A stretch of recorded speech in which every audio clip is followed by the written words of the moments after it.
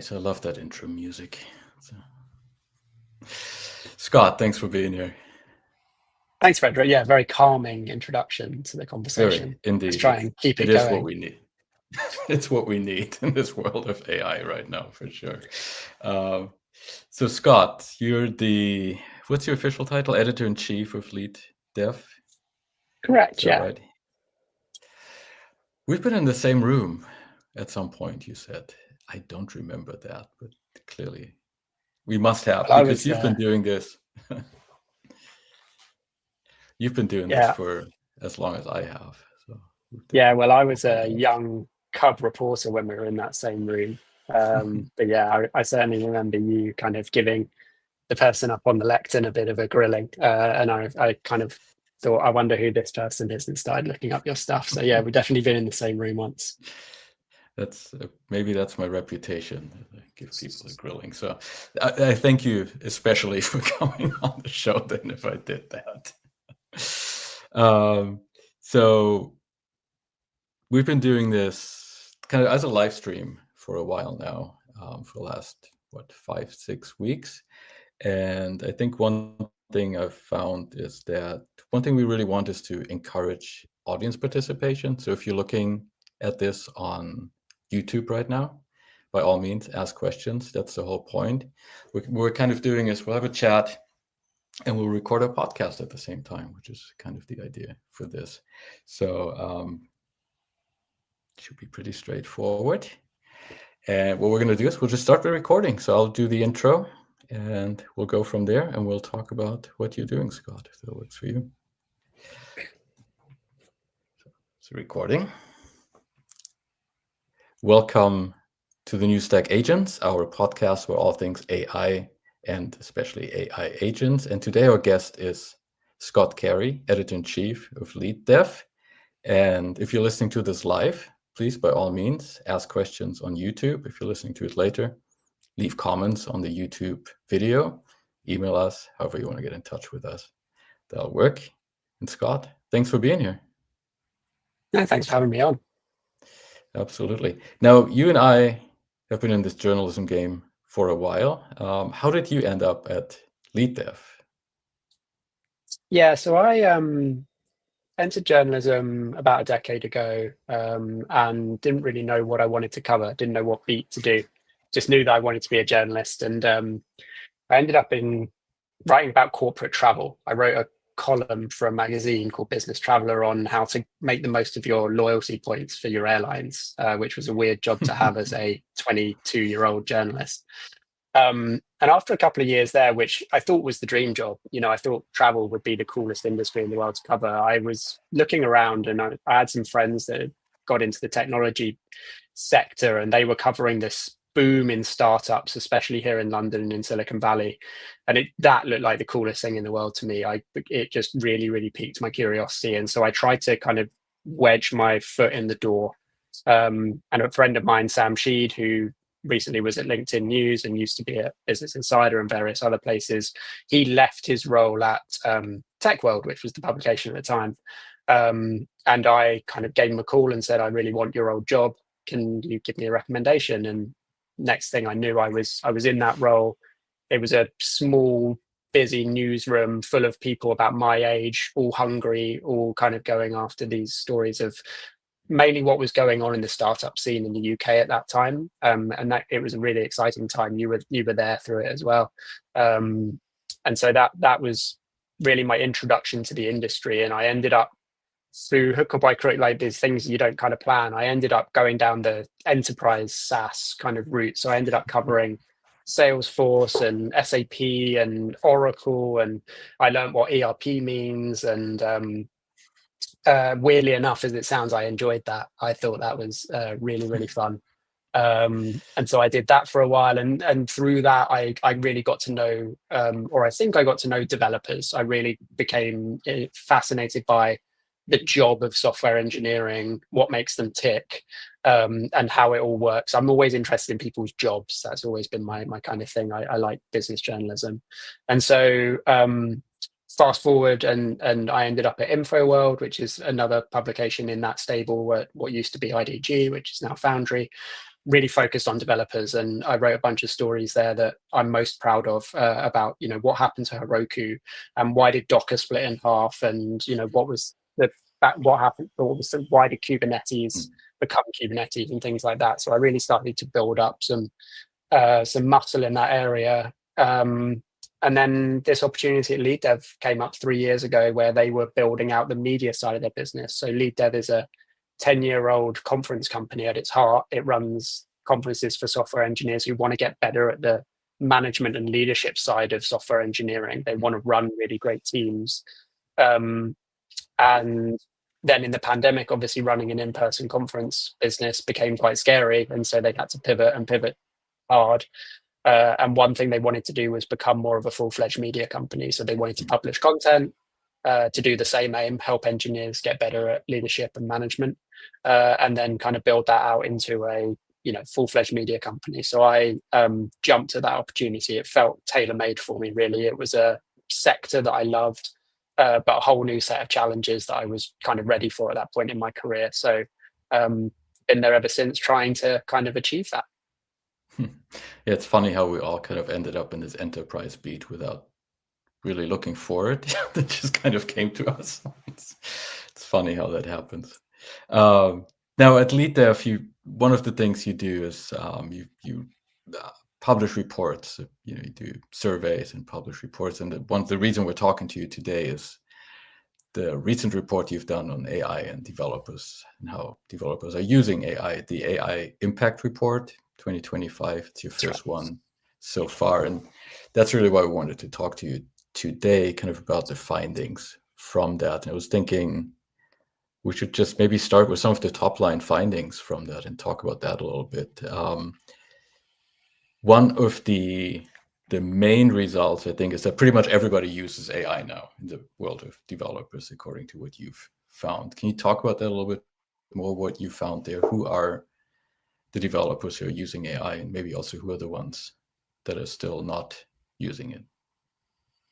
Yeah, for sure. I'll use the most overused word in journalism, which is ubiquitous, because I did find that when I was reading this, that like AI usage amongst developers is pretty much ubiquitous. So only 2% of our respondents, we got a sample size of nearly 900 here, and only 2% are not or have no plans to use AI in their development process. And that could span anything from taking a model off the shelf and using it in various ways, to using Cursor within your IDE, and anything all the way down the stack.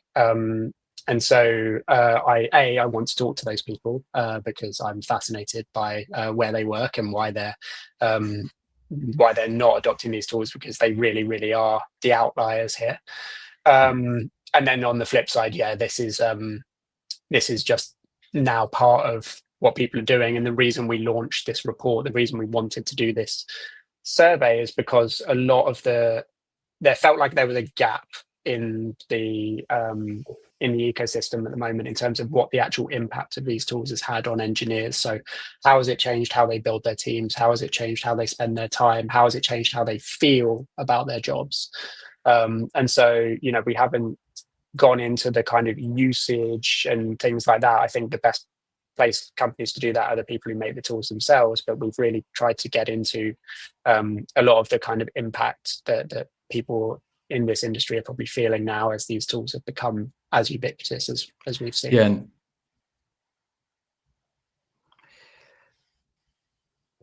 And sorry, you broke up there for a second on my side here.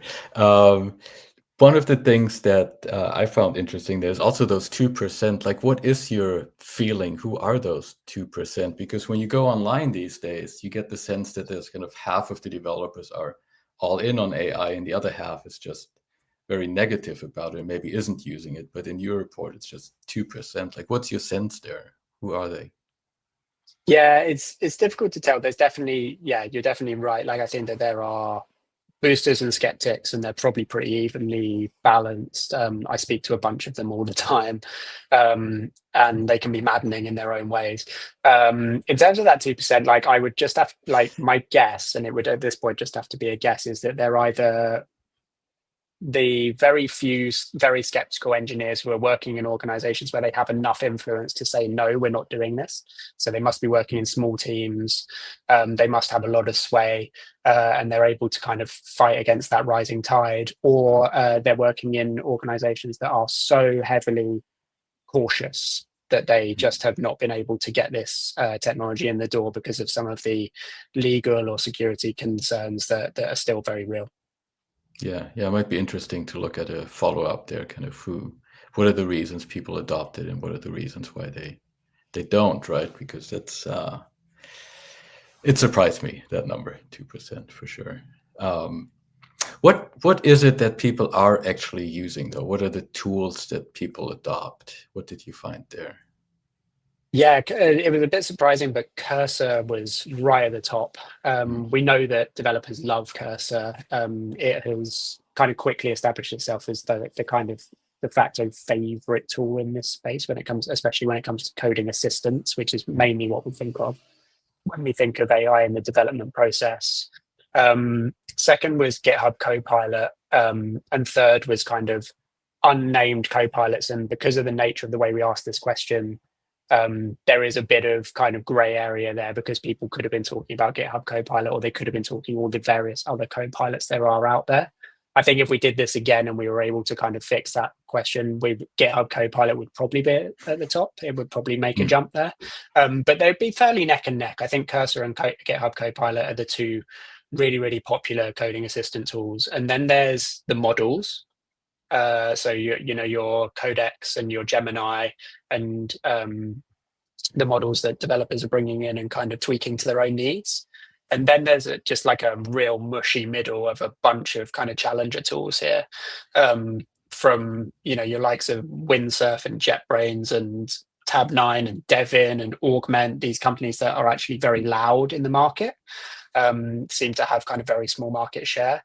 And then the other one that kind of jumped out was just poor old Amazon. None of their products kind of jumped above 2%, even though they're making a big effort here. Yeah, Amazon Q with 2% in your report is, given the amount of money they've put into that, must be not make them feel very good. I'm surprised to see that. Probably quite galling. I'm not going to feel sympathy for Amazon because they're doing okay, but they'll be fine. They'll be fine. But yeah, I'm sure they're hoping for more than that as time goes on. But yeah, it felt like some of the like almost vibe coding tools were kind of at the bottom there, which makes sense, right? Like a Lovable and others, also Replit and some others, because the developers you talk to were professional developers for the most part, right? That's the enterprise. So it makes sense that maybe they're not using Lovable necessarily to build tools just yet. Yeah. What if you think about the other area that was interesting to me was how are these organizations kind of allocating their money at this point for these tools? And I think there's some interesting finding that some are maybe even contradictory to some degree, but talk to us for a moment what you found there. Yeah, I thought this was fascinating and a real hat tip to our friend Lawrence Heck to help do this research with us. I know he does work with you folks, and he's really rigorous. He does indeed. Yeah, he's really rigorous in the way that he goes about things like this. And this was a really tricky kind of area to get at because you have various sizes of organizations allocating different levels of investment here. And so kind of passing the stats here isn't the easiest, but what jumped out at me was that the majority of the investments at the moment are happening at the code editor or the model level. But then also, as you said, there's some contradictory findings there in that not many organizations are investing in security and observability tools, but the ones who are investing heavily. They're investing over $100,000 a year, US dollars. And so I think that reflects kind of maybe the skew of our audience towards professional developers, maybe working in larger organizations.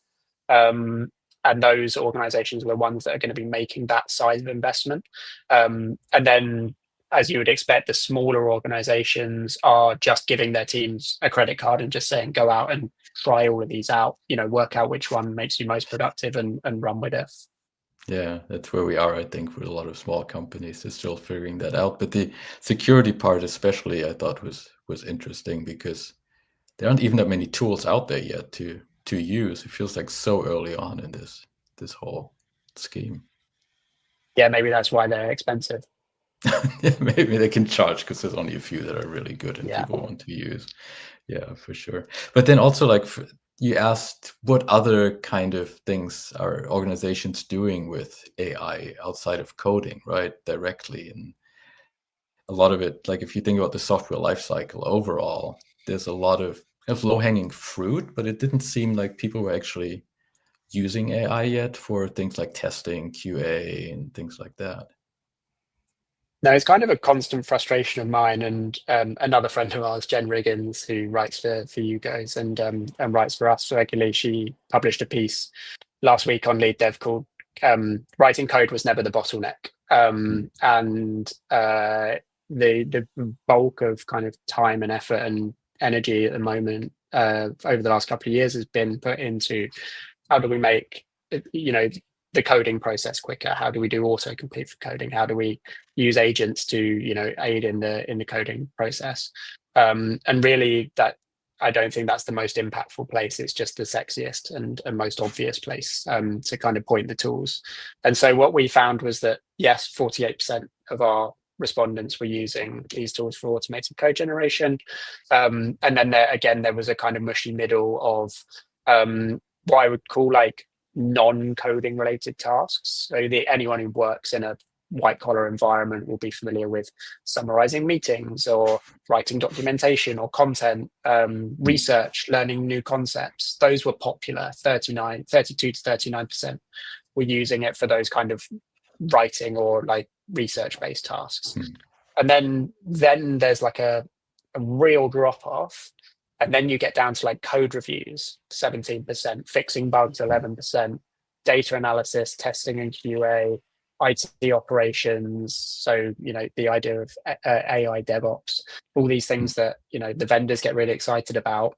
Our respondents aren't there yet. They're not kind of, they haven't worked their way down or through the software development lifecycle yet to kind of really point it at those problems. And I find that frustrating because I think that's where they have the most impact or have the potential to have the most impact. But it's not there and off the shelf, and it's not where the vendors are focusing their attention. You think that's the reason? It's just the vendors aren't quite there yet. The tools aren't there yet. Because, on the other hand, when I talk to startups in that field all the time who have tools to do that, or I talk to a service now that talks about IT, automations, operatings, they would argue the tools are there, right? Yeah. I mean, the tools are there. They don't have the muscle of a GitHub or a Google or those companies that are really dominating the space, OpenAI. And Yeah, so I think there's probably a lot of frustration from those companies, and we speak to lots of them who are like, this could have a huge impact on observability, on our ability to spot vulnerabilities, in our ability to write documentation. sure. It's ready made for some of these problems, but it just hasn't managed to get that cut through in the market yet in the way that code generation has, because I think code generation is a bit easier to get on the on ramp. Yeah. You can try it at low stakes pretty quickly.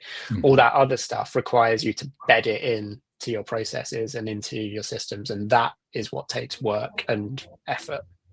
Yeah, and buy-in from the whole organization. You can't just Mm, install Claude Code on your machine and get going when it no. comes to a lot of this life cycle stuff, for sure. Now, we talked a lot about code completion and the coding side of things, and most of your respondents argued that all of this makes them more productive, right? And I think for the most part, that was about coding. Now, I thought what was interesting, I think it was 59% said overall, kind of it made them at least a little bit more productive than before. But there was 26% who just didn't know, right? Yeah. Which I thought was interesting. It's like you're using these tools, but you're not sure if it's useful or not, if it does make you more productive. Like, can you put that into some context for us? Why you think that was the case? Yeah, definitely. So Annie Kovacevic on my team, who kind of ran this report for us, her first reaction when the data came through was that there were a few instances in this survey, a surprising number of instances, where our respondents essentially threw their hands up and just said, "I don't know, I'm not sure." And we're a couple of years into this shift, but I was surprised by how often they kind of responded with that kind of exasperated, "I don't know yet." And I think that gets to what another finding in the survey, which was when we asked them what's the biggest challenge you're facing, the one that came out on top was our ability to measure the impact this is having. So I think that the reason a lot of people said they don't know is because they genuinely don't know, because they're engineers and they can't measure it. And so this idea of that feeling of productivity translating to actual productivity, I think that idea is starting now to be unpicked. I think that the survey that MITRE did this year was the beginning of a kind of shifting there towards understanding that feeling, that dopamine hit you get from accepting a suggestion and moving on with your life actually might not translate to real productivity. And the big problem here in engineering, for as long as I've been covering it, is that it's very, very difficult to measure engineering productivity. And so I reckon a good chunk of those 26% that said I don't know is because they don't know if anything makes them more productive, because it's really difficult to measure. Yeah, and you're referencing that the other study where, developers thought it was making them more productive, but at least according to the measurements, it really wasn't, and often actually slowing them down, right? So it's really going to be interesting to see. And I haven't seen that replicated yet necessarily, I think. So it'll be interesting to see what that looks like as we see more of those studies come in. Now, the jobs themselves too, that's another area that's been heavily discussed from the beginning, especially when it comes to using AI and what that means for bringing on junior developers, because everybody you talk to, at least over last year, that was definitely still the case, was saying that AI is now as good as a junior developer. I think that's still arguable necessarily. I'm not sure that's always true, but it's definitely getting better. But in your results, your respondents pretty much said that is the case, that what they're expecting is that their organizations will bring in fewer junior developers, right? Yeah, and there is nuance here because of the way we've asked the question. Like, our respondents aren't saying that they think that's a good thing. They're just saying that that's what they think is going to happen. And I do think that there is probably a lot of frustration amongst the engineering management and leadership class, the ones in the middle, that this is the way that mainly executives are thinking about this technology. They're excited about the efficiencies that it can bring. And I think that's why we're seeing the kind of historically hard downward push on adoption that we haven't really seen with any other technology, especially since I've been covering the sector. And so I think that our respondents seemed pretty kind of like middling on this question, but they were resounding in that they thought that there will be fewer available jobs for junior engineers and that life will probably be harder for junior engineers when we got into the kind of detail of it, which is, that is, not surprising, but interesting to see it in black and white. Yeah. And the question then remains, how do you become a senior engineer if there's no junior engineers, right? I think that's a question that nobody has been able. And I've asked that to everybody from leadership at GitHub, Anthropic, other companies, and nobody has an answer for it yet. No, it was the question that Camille Fournier, very renowned engineer, wrote the Manager's Path. It was a blog post she did a couple of months ago that was really just like, in her very typical way, it was just asking the question that we should all be asking, which is, okay, if you're not going to hire junior engineers, then who's going to be your senior engineers? And it's a maddeningly simple question that no one seems to answer. That maybe their idea is that the models will be so good we don't need engineers at all anymore, which is not necessarily what Well, go ahead. That's always the answer. Well, Wait for the next model. Exactly. So in 2 years, we don't have a problem anymore because the models will be so good. Though I think the launch of GPT-5 showed us that maybe we've reached a bit of a stagnation point. I don't know. We'll see what happens in the rest of the industry. Yeah, maybe 2 steps forward, 1 step back, but we'll see. Yeah, it seems to come at 2-year cycles where things kind of reach a spurt again. So we'll see where that goes. What I thought was interesting, though, is when you asked those developers what they thought were the skills most necessary going forward, or they thought people need to have going forward. The top skill was critical thinking, if I remember it right, but like a decent correct. margin, right? Why do you think that is, and kind of what's the context there?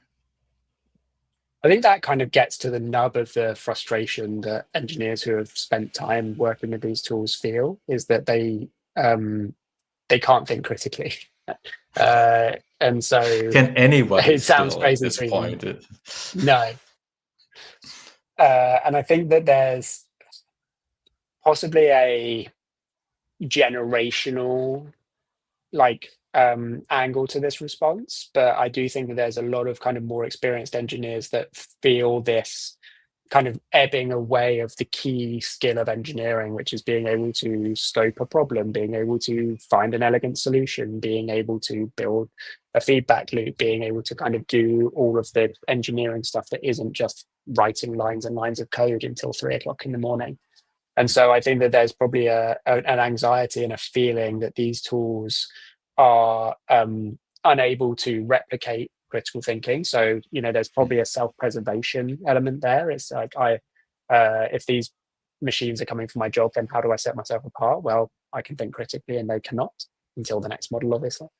And then I think that there's also an element of kind of concern that these tools and their usage by the junior engineers we're talking about earlier, the ones who can get their foot in the door, it is ebbing away at their ability to think critically because they're just like mindlessly accepting the suggestions that it's given, or they're handing off their critical thinking capacity to a machine. And I think that worries people clearly. Yeah. And then after that, I think it makes sense in your context too, is just architecture or architectural knowledge, like how to architect a program, a system was number 2, which makes sense, right? Because if the models can do the coding, then it makes sense that we still have to tell it what the architecture should look like, I guess. Exactly. Yeah, they don't have the context window to bring together various components. And so I think there's probably a bunch of engineers that are thinking, okay, like maybe we'll see the resurgence of the architect. Like architects have had they've got a bad rep over the last few years. But I do think that there's definitely a resurgence in interest in those skills in terms of like, okay, like if we're running a bunch of agents in the future who are kind of doing a lot of the coding, how do I kind of architecturally build that into my system safely? How do I bring all the components together? How do I think through the actual product? I think that that's why people are starting to think that that's going to be a more important skill in this age. And a lot of respondents also said, if I remember this right, that they expect that their job will involve managing agents more than anything else going forward to some degree, right? Yeah, we asked which AI-related skill are you going to personally focus on developing in the next year, and managing AI agents was top at 60%, above prompt engineering at 53%, and then coordinating autonomous systems and model optimization were lower down. So I think that there's definitely a good chunk, a majority of our respondents who feel like they're at some point going to have to manage a fleet of AI agents. Yeah, it's amazing how quickly that has changed. Now, talking about how quick things changed, the cutoff date for your survey was late June, if I remember it right. Yeah. All of this moves so quickly. What do you think the results would look like today, or where do you think there would be changes just after a couple of months now? Yeah, I mean, this space changes extremely fast, and we almost certainly would get different results if we did the survey today. We would have done different results if we'd done it in July. I think that Like, I think that the first thing that pops into my head is that like usage of tools. So the one with cursor at the top, that deck probably would have got shuffled like fairly significantly. I think that the way that engineers are adopting these tools is happening at breakneck speed, and they're basically kind of constantly running bake-offs of these different tools all the time to see which one's their favorite, to see which one works the best. And so I think that ranking would shift all the time if you kind of had it running live. Um, and then the implications on jobs, I feel like that would only have got worse. So I don't feel like that is reversed in any meaningful way since June. I feel like the sentiment there continues to kind of move in one direction. Um, Other than that, I just feel like the optimism, well, until GPT-5 came out, I feel like the optimism would have just continued to steadily increase. I think that as the new models come out, they do move forward, and I think that they, give the detractors less ability to detract, and they give the boosters more fuel to the fire. So, yeah, at the moment, it feels like the direction of travel is kind of get on the train and try and work out the other stuff as you go. Yeah, for sure. For sure. Any other surprises that we didn't talk about yet in your report? I pointed out the ones that I noticed as I was looking over it, but I'm sure you've got slightly deeper understanding of the material. Yeah, I was kind of pleasantly surprised that the number one concern when we asked what's your biggest challenge that you have experienced with AI adoption over the last year? Um, and the number one was lack of clear metrics to evaluate AI's impact on productivity or quality. We actually partnered with DX for this report, but DX came on, as the report was in stream. So this was a kind of happy coincidence because this is really their kind of area of expertise. They're spending a lot of time thinking about how we actually do start to put metrics behind these tools. How do we start to evaluate their impact? They're building frameworks. They're talking about stuff all the time. And so to see that come out on the top kind of really reflects our audience, because our audience tends to be very kind of focused on measuring impact and optimizing things. They're engineering leaders. But it was also just kind of interesting to see it so far above anything else, like security concerns or hallucinations or legal concerns. And I do feel like if we had done this report a year ago, those concerns would have been higher up. I feel like weirdly, the kind of ethical security ability of the models to get things right concerns have like slowly melted away. Maybe because the models have got better, maybe just because like the direction of travel is only in one direction. But I thought that was fairly surprising that that's where people are. It's like, this is happening. We need to measure it. We need to figure it out, not hit the brakes. We've got to figure out these big concerns first. Yeah, nobody's hitting the brakes, I think, right now. No one is hitting the brakes. No. Let me switch this up a little bit. How are you using AI in your daily work? You're not a developer, you're fellow journalist, but how are you using it? Yeah, I use it like for a bunch of white collar things, like I mentioned earlier. So I find the most impactful thing is meeting summarizations. Like we're a Google shop and we use Gemini de facto now to take notes of meetings. And I find this especially useful for the meetings that I maybe should be in, but I'm not. For things going on in different parts of the business, I can get a really quick look at what was decided there, what was discussed, where I maybe wouldn't have got that visibility before because it would have taken too long, or I would have had to ask someone. And so I found that to be really, really useful. I massively resist using it for things that I possibly should as a writer and an editor. I've always been a really staunch advocate for writers doing their own transcription, and AI came for transcription years and years ago. Otter AI was really early on this, and when I ran a newsroom, I would always say to the junior reporters, resist the urge to use these tools because you don't know what you've got until you transcribe, and it's boring and it is painful. But until you actually listen back to the recording, you don't actually know what your golden quotes are. You don't actually know what was said and how it was said. And so I would never know what my story was until I actually transcribed it. And so removing that from the process as a journalist worries me. You could get yourself in a bunch of hot water by doing that. Again, I would feel like if I was still running a newsroom now, I would be old man shouting at cloud if I told people to do that. But it also has this as a corollary to engineering, because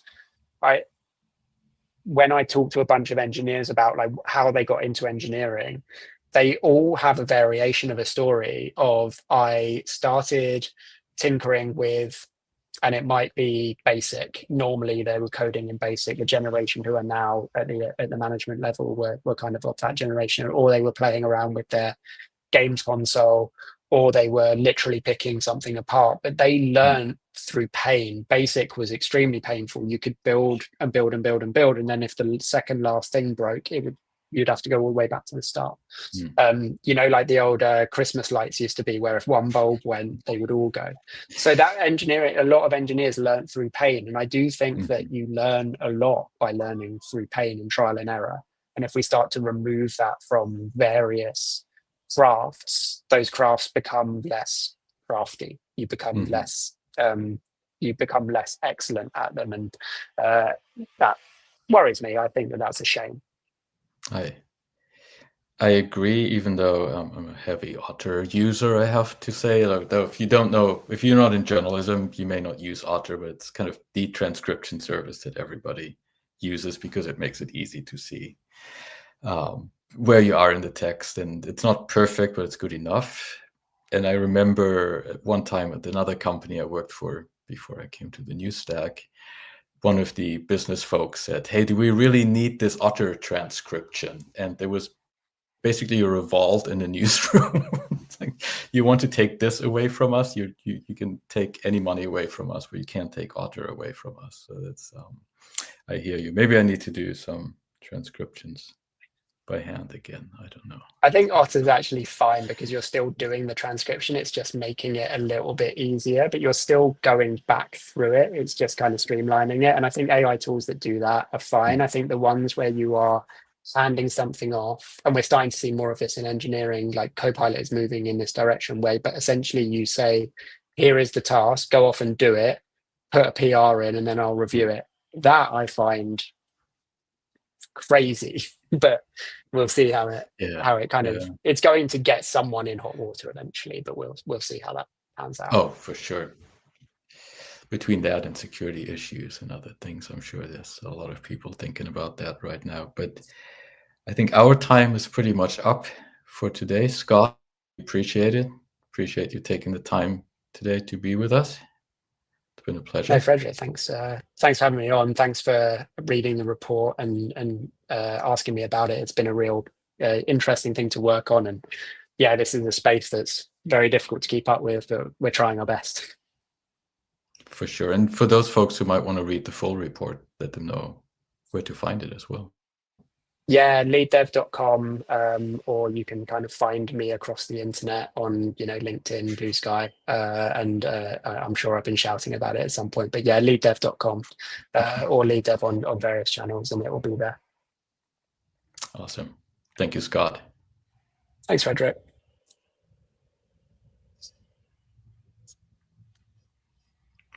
This is usually where our outro comes, so we go live. Not live anymore, but we'll see when that happens. Until then, we can talk about Otter and other tools.